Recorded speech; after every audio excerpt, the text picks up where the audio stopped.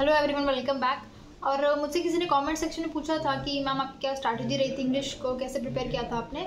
सो आज का ये वीडियो उसी बारे में रहने वाला है। सो चलिए शुरू करते हैं। अगर इंग्लिश के सेक्शन की बात करें तो जो उसके बारे में पहले से एक मिथ बना हुआ है कि इंग्लिश मुश्किल होती है और हिंदी मीडियम वालों की इंग्लिश वीक होती है, इंग्लिश मीडियम वालों को एज मिल जाती है। तो ये चीज़ पहले दिमाग से आप निकाल दीजिए, बिकॉज मेरे कुछ SBI पे फ्रेंड्स हैं हिंदी मीडियम से हैं and English they scored more marks than me. So ये मिथ तो खत्म ही कर दीजिए, इंग्लिश मुश्किल होती है और उसमें मार्क्स गेन करना मुश्किल है, ऐसा कुछ भी नहीं है। सो स्टार्ट करते हैं इंग्लिश की क्वेश्चन पेपर की कि एग्जाम का पैटर्न कैसा रहता है। सो इंग्लिश में बहुत वैरायटी नहीं होगी, 3-4 टाइप के क्वेश्चंस होंगे और वो उसी को आपको घुमा फिरा के पूछेंगे। फिर में थोड़ा सा लेवल इजी होता है और मेन वही लेवल टफ हो जाता है, but questions almost similar type के आपको देखने को मिलेंगे। तो पहला आता है कि पैराग्राफ फॉर्म में। पैराग्राफ अटेम्प्ट करने का सही तरीका ये है कि पहले आप क्वेश्चन जाकर के देख लीजिए, 5 से जो भी क्वेश्चन होते हैं तो उसमें क्या क्या पूछा है और उसमें कुछ ना कुछ कीवर्ड जरूर होगा और वही आपको आकर के अपने पैराग्राफ में ढूंढना है। सो उस तरीके से पैराग्राफ आपको पढ़ना है। फिर आता है वर्ड्स रिप्लेसमेंट।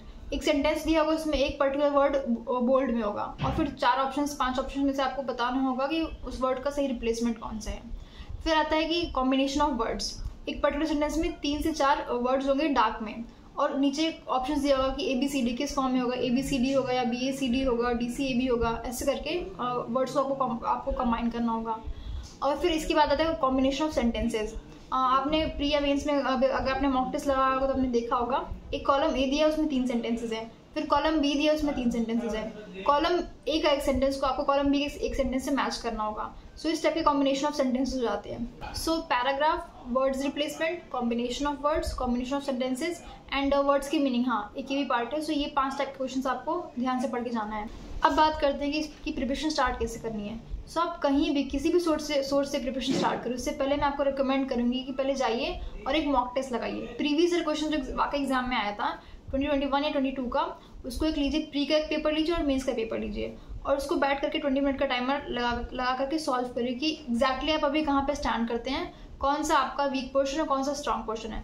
जब आप मॉक टेस्ट देंगे तो आप रियलाइज करेंगे कि कुछ पार्ट्स में आप आसानी से कर ले जा रहे हैं और कुछ पार्ट्स में आपको डिफिकल्टी आ रही है। सो यही पार्ट ऐसा है जिसपे आप मेहनत करके इंग्लिश में अच्छे स्कोर कर सकते हैं। So apart from mock test, एक स्ट्रैटेजी जिसने मेरी बहुत हेल्प करी वो ये कि मैं बुक्स काफ़ी रीड करती थी। इंग्लिश मेरी हमेशा से स्ट्रांग नहीं थी, बट हाँ मैंने उस पर काफ़ी काम किया था। सो मैं 3-4 बुक्स की डिस्क्रिप्शन आपको लिंक में दे दूँगी जो आपको फ्लिपकार्ट पर आसानी से 150-200 में मिल जाएगा। और वो बुक्स ऐसी हैं कि आप आराम से एक सीटिंग में उसको 2 से 3 दिन में ख़त्म कर सकते हैं। बट आपका एम यहाँ पे ख़त्म नहीं करना, आप उन बुक्स को रीड करिए और वर्ड्स मार्क करिए। यहाँ पे वोकैबुलरी आपको जितनी स्ट्रांग होगी उतना ही आपको इंग्लिश एग्जाम में एज मिलेगा। सो पहली चीज़ आपको क्या करनी है कि पहले मॉक टेस्ट लगाना है आपको और फिर आप वहाँ पे एनालाइज करिए कहाँ पे आप वीक हैं। देन आपको एक रीडिंग हैबिट डेवलप करनी है। ज़रूरी नहीं कि वो बुक्स हो, अगर आप न्यूज़पेपर पढ़ते हैं तो सो गुड, न्यूज़पेपर पढ़ने से भी एक रीडिंग हैबिट डेवलप होती है, आपकी वोकैबुलरी बिल्ड होती है, कॉम्प्रिहेंशन बिल्ड होती है। मैं इसी से रिलेटेड रियल लाइफ एग्जांपल दूंगी। जैसे मेरी पोस्टिंग है अभी बैंगलोर में और जो भी कस्टमर्स हैं मेरे लोकल कस्टमर्स, उनको या तो कन्नड़ा आती है तो इंग्लिश आती है। हिंदी में वो कंफर्टेबल नहीं और कन्नड़ा मुझे नहीं आती, मैं भी सीख रही हूँ। सो मुझे कहीं ना कहीं कैसे भी करके उनकी बात समझनी है और उनकी प्रॉब्लम्स का सोल्यूशन देना है।